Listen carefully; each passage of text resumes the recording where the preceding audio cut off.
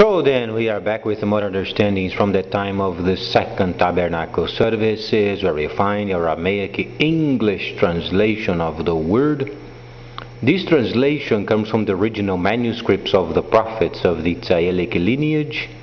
So then we can understand the time of the end. As per Yeshayahu the prophet, we find layers of understanding of the spring feast, the Aurum feast, and also the returning of the holy cities of the Hamashiach laid waste from many centuries.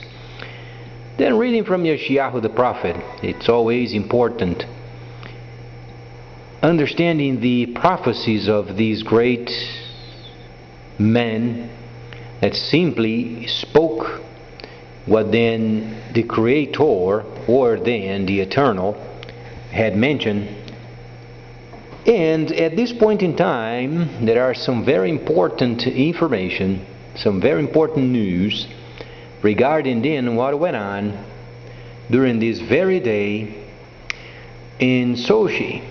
Very important, because then the Soviet Union has then led for many years a very important line of a very powerful country in leadership. The instructions are very clear as far as Daniel, because the kingdom of the north shall come in later times with a great army and much equipment. So there are some prophecies related most principally earlier with trade and also the military. And these particular prophecies, as it was explained before many times, they have a few considerations regarding then these nations. They are playing a vital role during this time of the restoration period and the dynamics of these nations in line with the holy prophecies. So as was said before many times regarding then Daniel, in a very important portion of the scripture, where then the prophet Daniel, as being the minister of finances under many kings, explained very simply regarding this portion of the scripture. So then it states very simply regarding the kingdom of the north, because these prophecies, they have a reflection of the prophecies there were previously.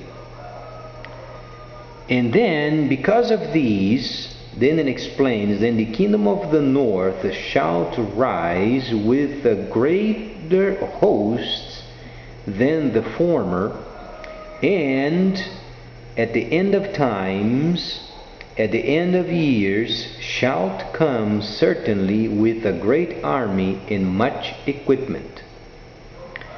So because of the intricacies of these dynamic from the kingdom of the north, the kingdom of the south, and then the kingdom of the east, obviously the Creator and the infinite understanding of these prophecies relates many of these as a reflected prophecy, then obviously projected in the future. Now many people then have the tendency of understanding prophecy as it only a divine nature can understand. Now then, as far as the prophecies are concerned, and as far as the creation is concerned, and the author of creation, the details of the time of the end were already revealed. So then those people who are then projecting some sort of a divine without having the answers, these people truly have no idea of salvation. So then, from the perspective of the nomads that lived in the desert, in many arid areas, the instructions or then the prophecies were then given with this set of mind of understanding, and is extremely important understanding the original manuscripts. From the Phoenician side, from the Hebrew side, from the Aramaean side, because the Semites, or then the Afro-Asiatic understanding of the scripture is the most important for the development of the prophecies during this time of the end. So then, as far as the instructions, can the people truly understand this period of time? Can they simply understand, and can they mention how the world is going to end based from the divinity of each person can relate? So, each person must answer this question.